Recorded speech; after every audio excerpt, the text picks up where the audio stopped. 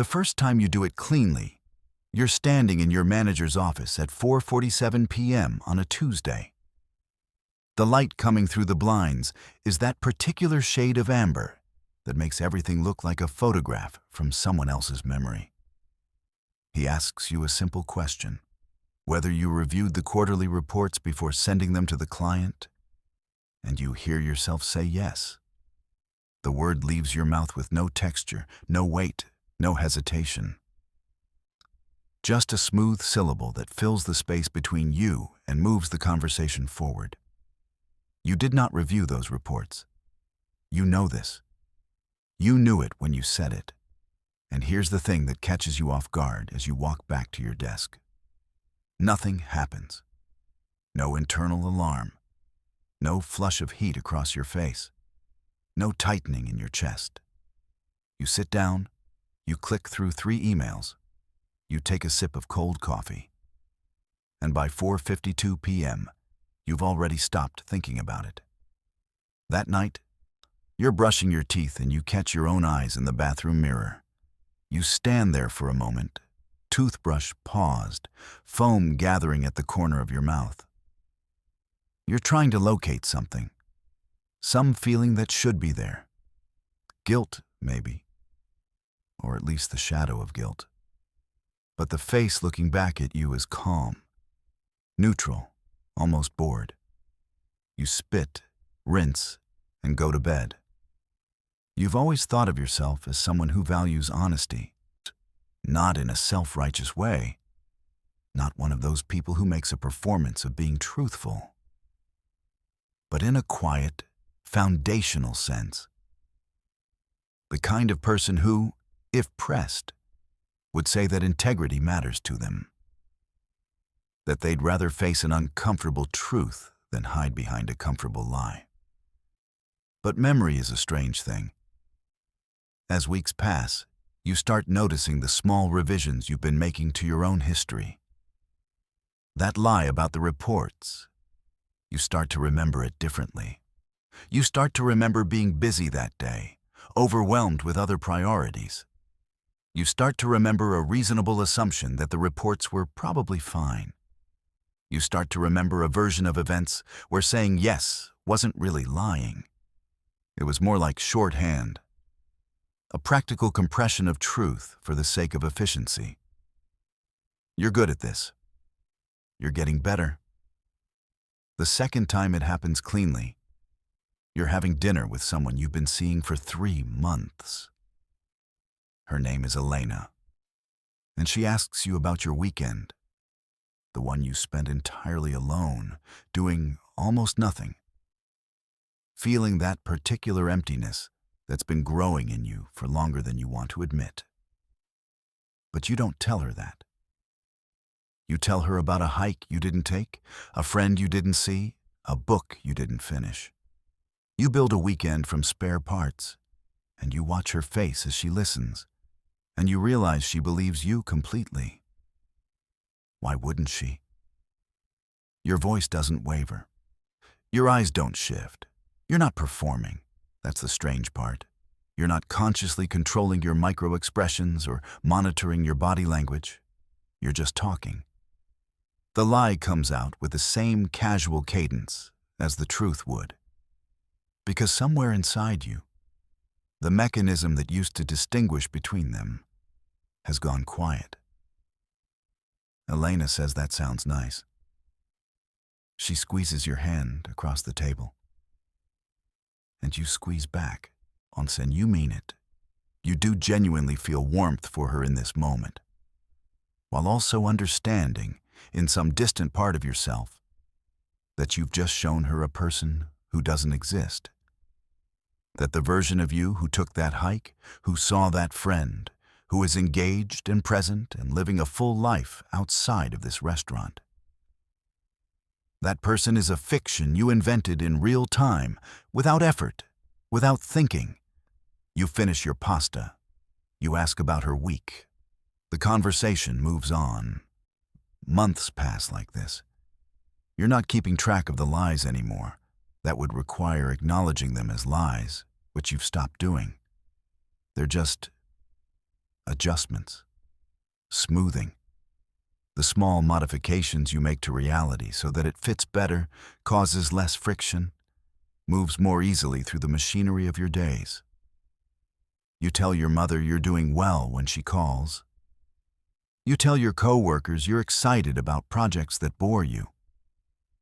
You tell yourself that everyone does this, that this is just how adults navigate the world, that pure honesty is a luxury for people with simpler lives. But here's what you notice. If you're being honest, which you're not really, not anymore, the weight of things is changing. Conversations feel different now. Lighter. Not lighter in a good way. Lighter in the way that things feel lighter when they stop meaning anything. You can say almost anything to almost anyone and feel almost nothing. The words leave your mouth and evaporate. They don't stick to you anymore. You used to worry about being caught. You used to replay conversations in your head, scanning for moments where you might have been inconsistent, where someone might have noticed a crack in the story. But that anxiety has faded too. Not because you've gotten better at lying, though you have, but because you've stopped caring whether people believe you. The lie itself has become the point, the clean execution, the smooth surface. You're not trying to convince anyone of anything. You're just speaking. And the words that come out happen to not be true. And that distinction has become so small that it's almost invisible. There's a moment. You'll remember this later, or maybe you won't. When you realize something has shifted permanently. You're at a work event, some kind of quarterly gathering in a conference room with bad lighting and worse wine, and a colleague asks you about your father. She knows he was sick. She knows you took time off last year to help him through treatment. She asks, with genuine kindness in her voice, how he's doing now. And you say he's doing better. And he is not doing better. He's in hospice. You visited him last weekend, and he didn't recognize you for the first 40 minutes. You sat next to his bed and held his hand, and felt something cracking open inside you. Something raw and terrible and true. But you're not going to say that. Not here. Not to her. Not to anyone. So you say he's doing better, and you smile, and she smiles back. And you both move on to talking about the new project timeline or the weather or whatever comes next. And the strange thing, the thing that should disturb you but doesn't, is that the lie didn't feel like a choice. It didn't feel like you weighed your options and decided to protect your privacy. It just happened. The words came out. Your face arranged itself appropriately. And the truth. Your father's failing body, and the smell of the hospice room, the sound of his labored breathing, stayed inside you, locked away, inaccessible even to yourself. You take another sip of bad wine. You laugh at someone's joke. The evening continues. Elena leaves 3 months later. Not dramatically. There's no confrontation, no tearful accusation, no moment where she sees through you and names what you've become. She just says she feels distant from you. She says she doesn't know who you are anymore. She says there's something missing, something she can't quite identify, some essential thing that used to be there and isn't. You're sitting across from her at the same restaurant where you invented that weekend. You're listening to her words, and you're nodding and you're saying the things you're supposed to say. That you understand, that you're sorry, that you want to work on it. And even now, even in this moment of genuine loss, some part of you is observing yourself from a distance, watching your face, monitoring your performance. Is this grief? Is this what grief feels like? You're not sure. You feel something, a hollowness, a cooling in your chest. But you can't tell if it's because you're losing her or because you're losing the ability to lose anyone. Because that's what's really happening, isn't it? The connections are weakening. The threads that used to tie you to other people, to your own history, to the version of yourself that existed before all this. They're fraying, snapping, floating away. Elena leaves, you pay the check, you walk home alone. Your father dies on a Thursday morning. The hospice calls at 6:14 a.m. You're already awake. You've been awake for hours, lying in the dark, staring at the ceiling. And when you answer the phone, your voice is calm, steady. The nurse on the other end tells you she's sorry for your loss, and you thank her, and you make arrangements, and you hang up, and you sit on the edge of your bed for a long time. You're waiting for something. The collapse, the wave, the thing that's supposed to happen when your father dies. But it doesn't come. You feel the fact of his death like you'd feel a fact about someone else. A distant tragedy, a news item, a story about strangers. You know you should be devastated. You remember being devastated once about smaller things. A breakup in college that left you unable to eat for days. A friend's betrayal that you replayed obsessively for months. You were capable of that kind of feeling. You had access to those depths. But now you're sitting on your bed, and your father is dead. And you're thinking about what you'll tell people. You're already composing the narrative. The version of this that you'll present to co-workers, to acquaintances, to the distant relatives who'll show up at the funeral. You're already smoothing the edges, finding the right tone of grief, not too performative, not too cold, already lying about something that hasn't even become a conversation yet. And that's when you realize you're not lying to protect yourself anymore. You're not lying to avoid consequences or smooth social interactions or maintain a version of yourself that other people find acceptable. You're lying because it's become the only language you speak. You're lying because the truth, any truth about anything, has become inaccessible to you, whether it's locked behind a door you closed so gradually that you didn't notice it closing, and now you can't remember where you put the key. The funeral is tasteful. You give a speech. People cry. You don't cry, but you've prepared for this. You know how to arrange your face in a way that reads as stoic grief rather than absence of feeling. Someone tells you afterward that you were so strong, so composed. Someone else says your father would have been proud. You accept these compliments. You say thank you. You don't correct them. In the weeks that follow, you return to your routine. Work, meals, sleep. The apartment feels the same as it always did. You don't feel his absence because you weren't feeling his presence. Not really, not for a long time. The calls you were supposed to make, the visits you kept postponing, the conversations you told yourself you'd have eventually when things were less busy, when you had more time. You lied to him too, you realize, in those final months. You told him you'd come more often. You told him you were working on taking time off. You told him you loved him. And maybe that part was true. You think it was true. You want it to be true. But you said it in the same tone you said everything else. No weight, no texture, just words. There's a particular kind of silence that grows inside you when you stop telling the truth. Not a peaceful silence. Not the kind that comes from meditation or acceptance or letting go of things that don't matter. This is something else.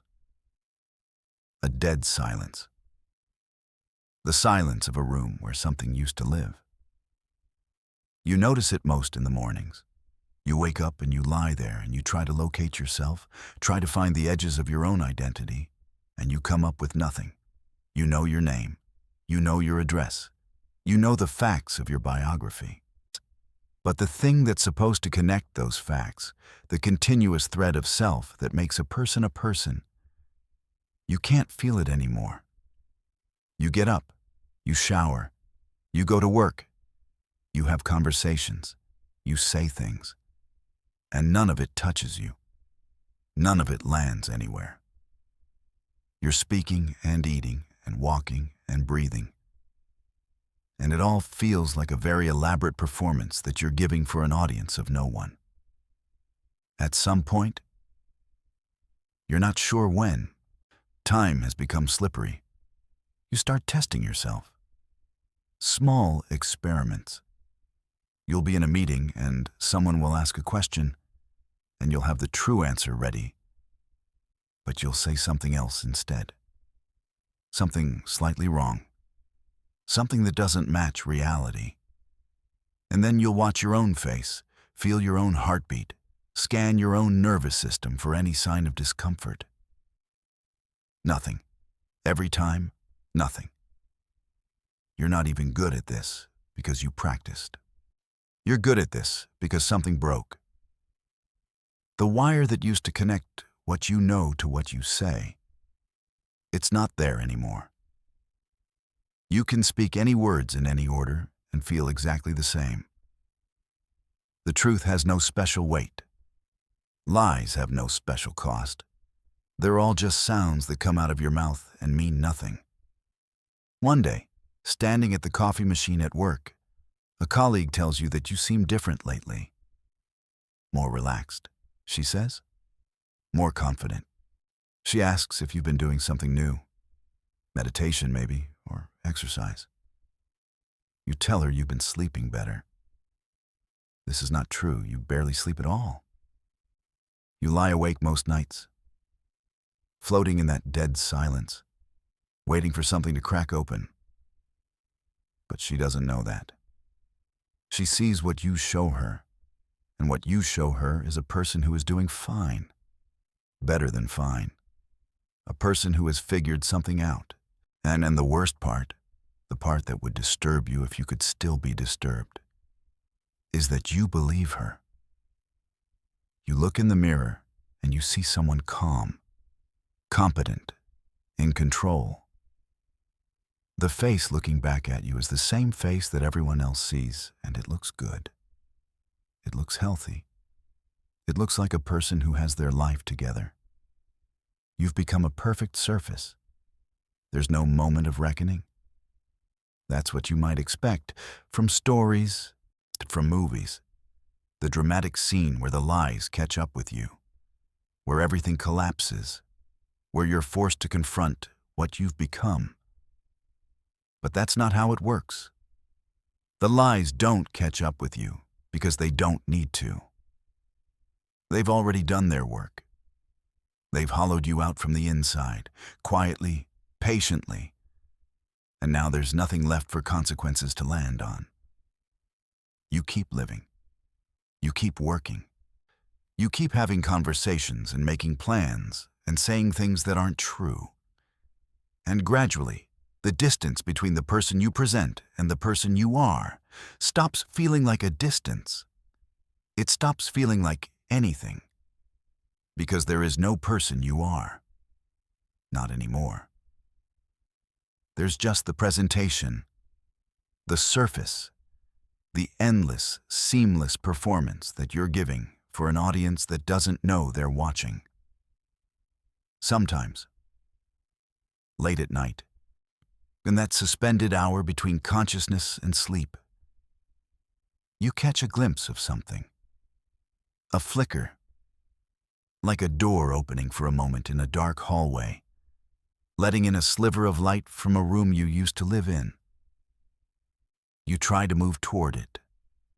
Try to remember what it felt like to be a person who said true things, who felt connected to their own words, who believed that honesty was something worth protecting. But the flicker fades. The door closes. And you're left with the silence again. Us is the dead room, the smooth and empty surface of yourself. You're at another dinner, another restaurant, another person across the table asking you questions about your life. And you're answering them easily, fluently, without thinking.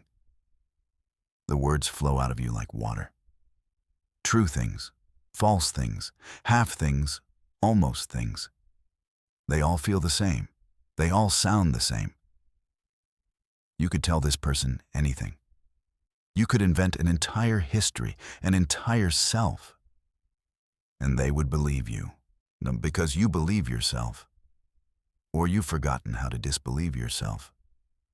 Or the distinction has simply ceased to matter. She asks about your family. You tell her about your father, not the real version, not the hospice and the failing memory, and the distance you let grow between you. You tell her a different version, a warmer one, a version where you were close, where you said the things that needed to be said, where there are no regrets. She smiles. She says that sounds nice. And you watch yourself smile back. You watch your face arrange itself into an expression of fond remembrance. You watch your eyes soften in exactly the right way. And somewhere, very far away, in a room you can't access anymore, there's a version of you who knows that none of this is real. Who knows that you're lying about your dead father to a stranger in a restaurant, and that you feel nothing, and that this is not how a person is supposed to be. But that version is quiet, locked away, unreachable. You finish your dinner, you pay the check, you walk home in the dark, and the city moves around you, full of people who are probably lying to each other too. And you feel nothing at all. Not judgment, not kinship, not even curiosity. Just the same dead silence, the same smooth surface. You catch your reflection in a shop window as you pass. You don't flinch. You never do anymore.